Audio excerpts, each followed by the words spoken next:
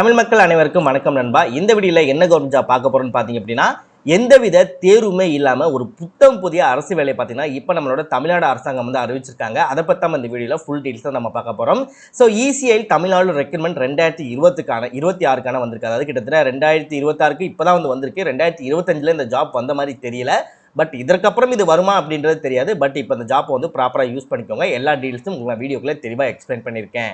இந்த ஜாப்க்கு அப்ளை பண்ற மீன் பொறுத்த வரைக்கும் உங்களுக்கு வந்து டைரக்ட் இன்டர்வியூ தான் வந்து இருக்கு. ஸோ டைரக்ட் இன்டர்வியூ பொறுத்த வரைக்கும் 19/6/2026 பார்த்தீங்கன்னா உங்களுக்கு வந்து டைரக்ட் இன்டர்வியூ வந்து இருக்கும். ஸோ காலையில் வந்து ஒரு 9 to 10 மணிக்குள்ள பார்த்தீங்கன்னா உங்களுக்கு டைரக்ட் இன்டர்வியூ இருக்கும்.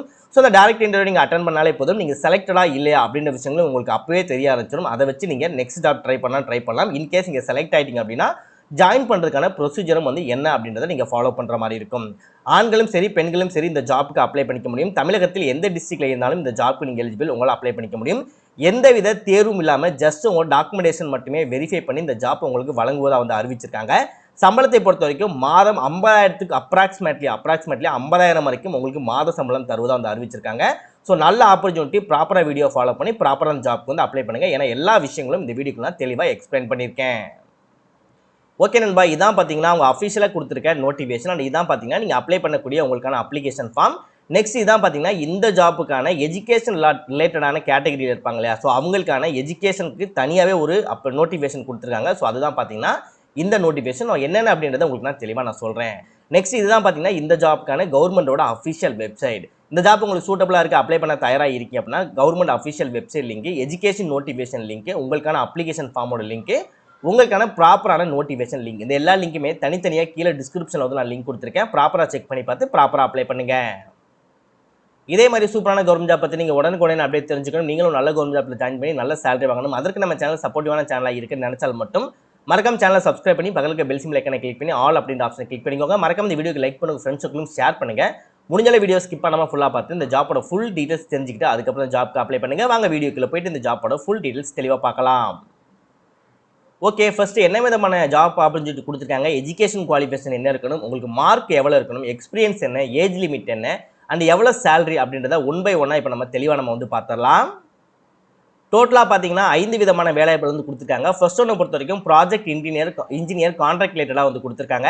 இதற்கு உங்கள் எஜுகேஷனை பொறுத்த வரைக்கும் நீங்கள் பிஇ ஆர் பிடெக் படிச்சிருந்தீங்க அப்படின்னா தாராளமாக அப்ளை பண்ணிக்க முடியும். ஸோ அதே நேரத்தில் நீங்கள் பிஇ பிடெக்கில் 60% மதிப்பெண்கள் பெற்று 3 வருடம் எக்ஸ்பீரியன்ஸோட இருக்கீங்க அப்படின்னா நீங்கள் தாராளமாக அப்ளை பண்ணலாம். உங்களோட ஏஜ் லிமிட்டை பொறுத்த வரைக்கும் 33 வயதுக்குள்ளே இருக்கணும் அப்படின்னு இருக்காங்க. ஸோ இதில் ஏஜ் ரிலாக்ஸேஷனுமே கொடுத்துருக்காங்க. ஸோ இது எல்லாமே நம்ம ஃபுல்லாக பார்த்து முடிச்சுட்டு நெக்ஸ்ட் ஏஜ் ரிலாக்ஸேஷன் யாராக இருக்காலும் சூட்டபிளாக இருக்குது அப்படின்றத நம்ம வந்து செக் பண்ணலாம். ஸோ இந்த ப்ராஜெக்ட் இன்ஜினியருக்கான ஜாப்போட சேலரியை பொறுத்த வரைக்கும் ஃபர்ஸ்ட் இயர் பார்த்தீங்கன்னா முதல் வருடத்துக்கு 40,000 உங்களுக்கு மாதம் கிடைக்கும். 2ஆம் வருடத்துலேருந்து உங்களுக்கு 45,000 வந்து கிடைக்கும். 3ஆம் வருடத்துலேருந்து உங்களுக்கு 50,000 வந்து கிடைக்கும். 4ஆம் வருடத்துலேருந்து உங்களுக்கு 55,000 உங்களுக்கு வந்து கிடைக்கும். ஸோ அது மட்டும் இல்லாமல் பார்த்தீங்கன்னா வருடத்திற்கு ஒன் டைம் பார்த்தீங்க அப்படின்னா உங்களுக்கு 8,400 பார்த்தீங்கன்னா அட்டையர் அலவன்ஸ்னு சொல்லுவாங்க. ஸோ அதுவும் வந்து உங்களுக்கு தனியாக வந்து கிடைக்கும். சரியா? ஸோ இது வந்து மாதம் அப்படின்றது மாதிரி இல்லாமல் 6 மாதத்துக்கு ஒன் டைம் வந்து இதை கொடுப்பதா வந்து அறிவிச்சிருக்காங்க. 6 மாதம்னா ஒரு வருடத்திற்கு 6 6 12 2 வருடத்திற்கு 2 தடவை பார்த்தீங்க அப்படின்னா இந்த 8,400 அந்த சேலரி இல்லாமல் அதுவும் உங்களுக்கு தனியாகவே வந்து கிடைக்கும். நெக்ஸ்ட் டெக்னிக்கல் ஆஃபீஸருக்கு வந்து கொடுத்துருக்காங்க. இதற்கு நீங்கள் பிஇ ஆர் பிடெக் படித்து 60% மதிப்பெண்களோட 1 இயர் எக்ஸ்பீரியன்ஸோட இருக்கீங்க அப்படின்னா தாராளமாக அந்த ஜாப்க்கு நீங்கள் அப்ளை பண்ணலாம். உங்களுக்கு 30 வயதுக்குள்ளே இருக்கணும். நெக்ஸ்ட் இந்த ஜாப்போட சேலரியை பொறுத்த வரைக்கும் ஃபர்ஸ்ட் இயர் பார்த்தீங்க அப்படின்னா உங்களுக்கு 25,000 கொடுப்பாங்க. செகண்ட் இயர் பார்த்தீங்கன்னா 28,000 கொடுப்பாங்க. தேர்ட் அண்ட் ஃபோர்த் இயர் பார்த்தீங்க அப்படின்னா உங்களுக்கு மாதம் 31,000 உங்களுக்கு வந்து சேலரி கிடைக்கும். ஸோ இதற்கும் ஏஜ் ரிலாக்ஸேஷன் இருக்குது, அது என்ன அப்படின்றத தெளிவாக சொல்கிறேன். நெக்ஸ்ட் அசிஸ்டன்ட் ப்ராஜெக்ட் இன்ஜினியருக்கு வந்து கொடுத்துருக்காங்க. இதற்கு நீங்கள் டிப்ளமோ படிச்சிருந்தாலே போதும். படித்து 60% மதிப்பெண்களோட 1 இயர் எக்ஸ்பீரியன்ஸோட 30 வயதுக்குள்ளே இருந்தீங்க அப்படின்னா உங்களுக்கு மாதம் 26,208 சேலரியில் இந்த ஜாப்க்கு நீங்கள் வந்து அப்ளை பண்ணிக்கலாம்.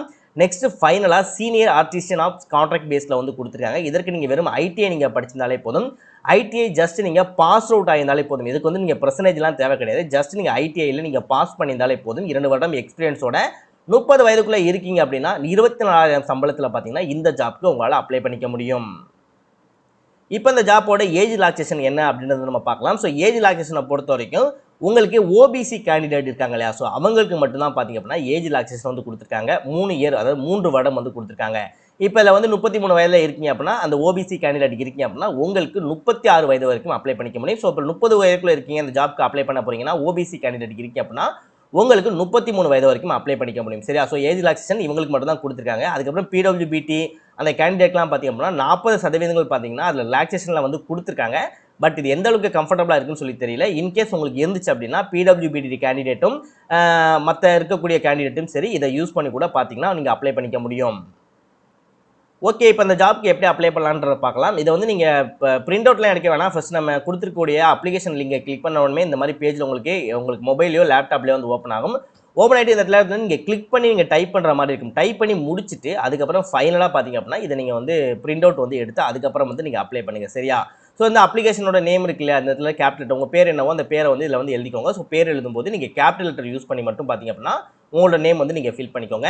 நெக்ஸ்ட் உங்க அம்மாவோட பேரு, நெக்ஸ்ட் உங்க அப்பாவோட பேரு, நெக்ஸ்ட் உங்க டேட் ஆஃப் பர்த் அண்ட் வயது என்ன, இந்த இடத்துல எல்லாம் ஃபைனலா முடிச்சுட்டு நீங்க பிரிண்ட் அவுட் எடுத்துட்டு அதுக்கப்புறம் இந்த இடத்துல பார்த்தீங்க அப்படின்னா உங்களோட ஃபோட்டோஸ் வந்து ஒட்டிக்கோங்க. நெக்ஸ்ட் அட்வர்டைஸ்மெண்ட் நம்பர் கேட்பாங்க. அட்வர்டைஸ்மெண்ட் நம்பரை பொறுத்த வரைக்கும் உங்களோட நோட்டிஃபிகேஷன் ஓப்பன் பண்ணீங்கன்னா நோட்டிஃபிகேஷனோட டாப்ல இருக்கும் பார்த்தீங்களா? இதான் பார்த்தீங்கன்னா அட்வர்டைஸ்மெண்ட் நம்பர். ஸோ அந்த நம்பரை பார்த்தீங்கன்னா இதில் நீங்கள் போட்டுட்டு நெக்ஸ்ட் என்ன போஸ்ட்டுக்கு அப்ளை பண்ண போறீங்க, அது என்ன கேட்டகரியில் வருதுக்கு, என்ன போஸ்டிங் அப்படின்றது எல்லாமே உங்களுக்கு நோட்டிஃபிகேஷன்லேயே வந்து கிடைச்சிடும். ஸோ அதெல்லாம் செக் பண்ணி ப்ராப்பராக நீங்கள் ஃபில் பண்ணிவிட்டு நீங்கள் மேலா ஃபீமேலா அது எல்லாமே நீங்கள் இதை கிளிக் பண்ணிங்கன்னா வந்துடும். மேலா ஃபீமேலா நெக்ஸ்ட்டில் எந்த கேண்டிடேட்னா இதை கிளிக் பண்ணிங்கன்னா என்ன கேண்டிடேட்னு வரும். உங்களுக்கு மேரேஜ் ஆச்சா இல்லையான்னு கேட்பாங்க. இதை கிளிக் பண்ணிங்க அப்படின்னா நீங்கள் சிங்கிளா மேரிடா அப்படின்றத கொடுக்குற மாதிரி இருக்கும். உங்கள் நேஷனாலிட்டி கேட்பாங்க. இதில் உங்கள் நேஷனாலிட்டி கொடுங்க. உங்கள் ரிலிஜன் கேட்பாங்க. உங்கள் ரிலிஜன் கொடுங்க. ஸோ இந்த மாதிரி உங்கள் கான்டாக்ட் நம்பர், இமெயில் ஐடி, உங்களோட அட்ரஸு, நெக்ஸ்ட் உங்கள் குவாலிஃபிகேஷன் டீட்டெயில்ஸு, எக்ஸ்பீரியன்ஸு, இந்த professional reference, contact number details இதெல்லாமே கொடுத்துட்டு எந்த பிளேஸ்லேருந்து அப்ளை பண்ண போகிறீங்களோ அந்த பிளேஸ், எந்த டேட்லேருந்து அப்ளை பண்ண போகிறீங்களோ அந்த டேட் இதெல்லாமே நீங்கள் கொடுத்துட்டு இந்த இடத்துல வந்து உங்கள் சிக்னேச்சர் வந்து போடுற மாதிரி இருக்கும். சிக்னேச்சர் வந்து எல்லாமே நீங்கள் முடிச்சுட்டு இதை வந்து நீங்கள் பிரிண்ட் அவுட் எடுத்துட்டு ஃபைனலாக உங்களோட சிக்னேச்சர் வந்து நீங்கள் போட்டுக்கோங்க. அப்போ தான் அதில் வந்து நீங்கள் போட முடியும். அதே மாதிரி உங்கள் ஃபோட்டோஸும் பார்த்தீங்க அப்படின்னா எல்லா விஷயமும் நீங்கள் ப்ராப்பராக முடிச்சுட்டு அதுக்கப்புறம் பார்த்தீங்கன்னா உங்களோட ஃபோட்டோஸை வந்து ஒட்டிக்கோங்க. ஸோ நான் இன்னொன்று சொல்லியிருந்தேன் இல்லையா, எஜுகேஷன் நோட்டிஃபிகேஷன் சொல்லியிருந்தேன் இல்லையா? ஸோ எஜுகேஷன் நோட்டிஃபிகேஷன் ஓப்பன் பண்ணிங்க அப்படின்னா நம்மளோட சவுத் ஜோனில் பார்த்தீங்கன்னா என்ன மாதிரி இருக்குது அப்படின்றத கொடுத்துருப்பாங்க. ஸோ சவுத் ஜோனில் பார்த்தீங்கன்னா சென்னை சவுத் ஜோன் சொல்லி இருக்கு இல்லையா?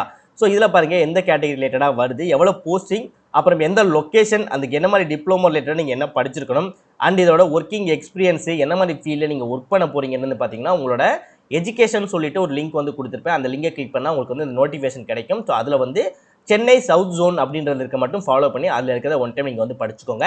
நெக்ஸ்ட் வாக்கிங் இன்டர்வியூ பொறுத்த வரைக்கும் பார்த்தீங்கன்னா ஹைதராபாத், மும்பை, நியூ டெல்லி, கொல்கத்தா, சென்னையில் வந்து நடக்குது. ஸோ நமக்கு வந்து சென்னை தான் அப்படின்றதால சென்னையில் பார்த்தீங்கன்னா 19/6/2026 வந்து நடக்குது. எந்த அட்ரஸில் நடக்குதுன்னு பார்த்தீங்கன்னா ECIL zone office, economics house, post box number 3148S15, industrial estate, Guindy. அதாவது சென்னையில் இருக்கக்கூடிய கிண்டியில் பார்த்தீங்க அப்படின்னா உங்களுக்கான வாக்கிங் இன்டர்வியூ வந்து நடக்குது. எத்தனாம் தேதினா 19/6/2026. ஸோ உங்களோட ஃபுல் டீட்டெயில்ஸ் எல்லாமே நீங்கள் ப்ராப்பராக ஃபில் பண்ணி முடிச்சுட்டு இதை நீங்கள் ஒரு பிரிண்ட் அவுட் எடுத்து ஃபோட்டோ சிக்னேச்சர்லாம் நீங்கள் போட்டுட்டு உங்களுக்கு இந்த ஜாப் ஓகேவா கம்ஃபர்டபுளாக இருக்குது அப்படின்னா இந்த அட்ரஸ்க்கு போயிட்டு நீங்கள் 19ஆம் தேதி இன்டர்வியூ அட்டெண்ட் பண்ணுற மாதிரி பிளான் பண்ணிக்கோங்க.